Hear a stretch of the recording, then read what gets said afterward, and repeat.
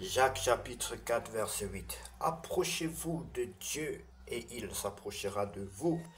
Jacques chapitre 4 verset 8. Bonjour bien-aimés, que Dieu vous bénisse en ce dimanche 18 mai 2025, mi-journée. Prions ensemble. Seigneur, en cette sainte journée, nous faisons halte pour t'exprimer notre gratitude et renouveler notre engagement vers toi. Père, plein d'amour, merci pour ta présence au milieu de nous. Merci pour ta parole qui éclaire nos vies et pour ta paix qui règne dans nos cœurs. En cette mi-journée, renouvelle notre foi, fortifie nos âmes et que notre adoration monte vers toi comme un parfum agréable. Ta parole nous rappelle, approchez-vous de Dieu et il s'approchera de vous. Jacques chapitre 4 verset 8. Bien-aimés, approchons-nous de Dieu. Si tu n'as pas encore reçu le Seigneur Jésus-Christ dans ta vie comme ton sauveur personnel et ton Seigneur, tu n'es pas appelé enfant de Dieu.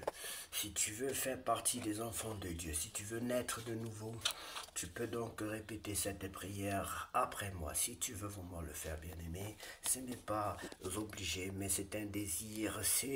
Cette chose doit venir de toi. Ce désir doit être en toi. Tu vas prier après moi, tu vas répéter ces paroles après moi, bien-aimé. Seigneur Jésus-Christ, je reconnais que je suis un pécheur. Seigneur Jésus-Christ, je reconnais que je suis un pécheur. Je t'invite dans ma vie. Je te demande pardon de mes péchés. Je te demande pardon de mes péchés. Je t'invite dans ma vie comme mon Seigneur et mon Sauveur personnel. Je t'invite dans ma vie comme mon Seigneur et mon Sauveur personnel. Prends le plein contrôle de ma vie, Seigneur. Baptise-moi et remplis-moi de ton Saint-Esprit. Baptise-moi et remplis-moi de ton Esprit Saint. Je t'en supplie, Père éternel, au nom de Jésus-Christ de Nazareth. Bien-aimé, si tu as fait cette prière de tout ton cœur, sache que le Seigneur opère dans ta vie. Sache qu'à l'instant même, tu es devenu enfant de Dieu, né ni par la chair, ni par le sang, mais par l'Esprit de Dieu. C'est Dieu qui opère ce miracle, bien-aimé, et tu verras les résultats. Que Dieu te bénisse pour avoir choisi la bonne décision d'accepter le Seigneur Jésus-Christ dans ta vie comme ton sauveur personnel. Bien-aimé, que Dieu te bénisse abondamment. Maintenant, je vais te conseiller de lire la parole de Dieu chaque jour, d'aller dans l'église la plus proche de chez toi et aussi de communier avec tes frères et sœurs aussi longtemps que tu vivras sur cette terre. Sois béni, bien-aimé, que la joie du Seigneur soit ton partage. Lisons ensemble la parole de Dieu dans le livre de Nombre. C'est le pain de vie, bien-aimé. C'est le pain et c'est l'essentiel. C'est essentiellement le pain, la nourriture qu'il te faut pour connaître la croissance spirituelle. Nombre chapitre 17, la verge d'Aaron.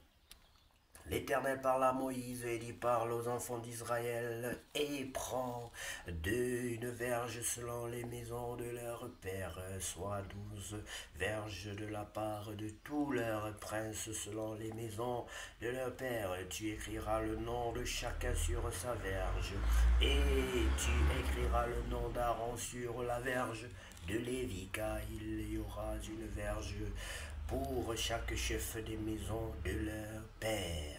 Tu les déposeras dans la tente d'assignation devant le témoignage où je me rencontrerai, où je me rencontre avec vous. L'homme que je choisirai seul sera celui dont la verge fleurira, et je ferai cesser de devant moi les murmures que profèrent contre vous les enfants d'Israël. Moïse parla aux enfants d'Israël, et tout leur peuple lui donnèrent une verge, chaque prince une verge, selon les maisons de leur père, soit 12 verges. La verge d'Aaron était au milieu des leurs. Moïse déposa les verges devant l'Éternel dans la tente du témoignage. Le lendemain, lorsque Moïse entra dans la tente du témoignage. Voici la verge d'Aaron pour la maison de Lévi avait fleuri. Elle avait poussé des boutons, produit des fleurs et mûri des amandes. Moïse ôta de devant l'Éternel toutes les verges et les porta à tous les enfants d'Israël, afin qu'ils les voient et qu'ils prennent chacun leur verge.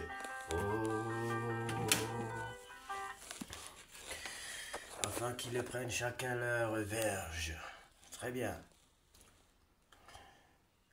On va reprendre au verset 10. L'Éternel dit à Moïse, reporte la verge d'Aaron devant le témoignage pour être conservé comme un signe pour les enfants de rébellion, afin que tu fasses cesser de devant moi leur murmure et qu'ils ne meurent point. Moïse fit ainsi, il se conforma à l'ordre que l'Éternel lui avait donné. Les enfants d'Israël dirent à Moïse, voici, nous expirons, nous périssons tous. Quiconque s'approche du tabernacle de l'Éternel meurt. Nous faudra-t-il tous expirer? Voilà, bien-aimés, c'était le repas de midi. Je suis heureux d'avoir partagé ces moments de prière et de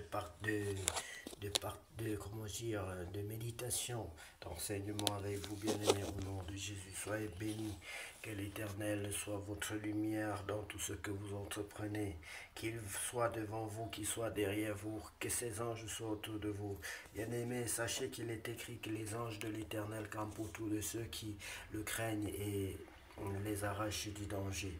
Et je veux donc vous inviter à craindre l'Éternel, à prier pour que la crainte de l'Éternel soit votre partage tous les jours de votre vie, bien-aimée, afin que vous connaissiez le succès dans vos entreprises, au nom de Jésus-Christ de Nazareth. Car lui seul revient la gloire, la puissance et l'honneur pour tous les siècles. Amen. C'est